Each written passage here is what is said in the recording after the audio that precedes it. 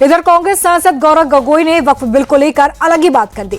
उन्होंने बिल में 4 खामियों का जिक्र किया। इस दौरान गोगोई ने कहा कि बिल पूरी तरह से असंवैधानिक है। बीजेपी इस बिल के माध्यम से देश को बांटने का काम कर रही है, मगर देश का मुसलमान इसे बर्दाश्त नहीं करने वाला है।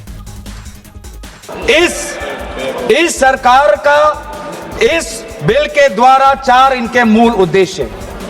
पहला मूल उद्देश्य है कि संविधान को कमजोर करना, टू डाइल्यूट द कॉन्स्टिट्यूशन। इनका दूसरा उद्देश्य है भ्रम फैलाना, to defame the minority communities of India. इनका तीसरा उद्देश्य है to divide the Indian society. हमेशा हमारे बीच में एक लिटिगेशन चलता रहे, मसला और बढ़ता जाए, ये उनका उद्देश्य है।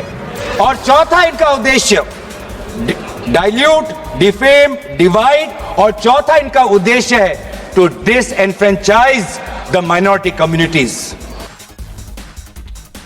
केंद्रीय मंत्री ललन सिंह ने पुराने वक्फ बिल की खामियों को उजागर करते हुए मोदी सरकार की जमकर तारीफ की। उन्होंने कहा कि नए कानून में वक्फ ट्रिब्यूनल के फैसले को 90 दिनों के भीतर हाईकोर्ट में चुनौती दी जा सकती है, और ये सबसे बड़ी बात है क्योंकि अभी इस समय वक्फ की प्रॉपर्टीज के 40,000 से ज्यादा केस ट्रिब्यूनल में ही चल रहे हैं।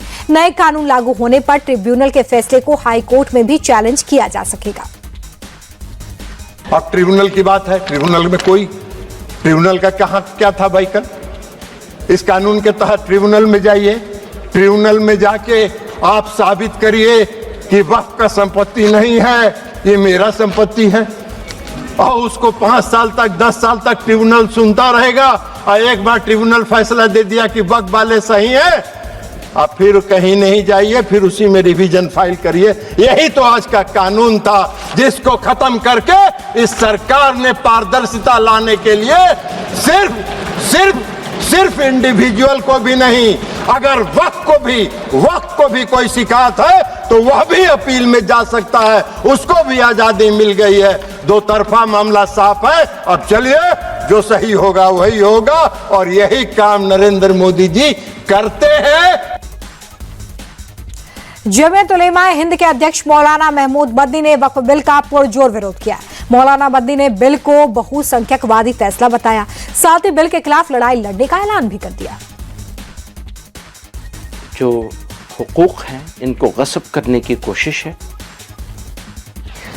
ये टोटली अनएक्सेप्टेबल है, नाकाबिल कबूल है। इसको हम नहीं कहना चाहते कि रिजेक्ट किया जाए, लेकिन मजबूर हैं ये कहने पर कि हम इसको पूरी ताकत से रिजेक्ट करते हैं और लड़ाई जारी रहेगी। इन्होंने जिस तरह इसको बनाया है और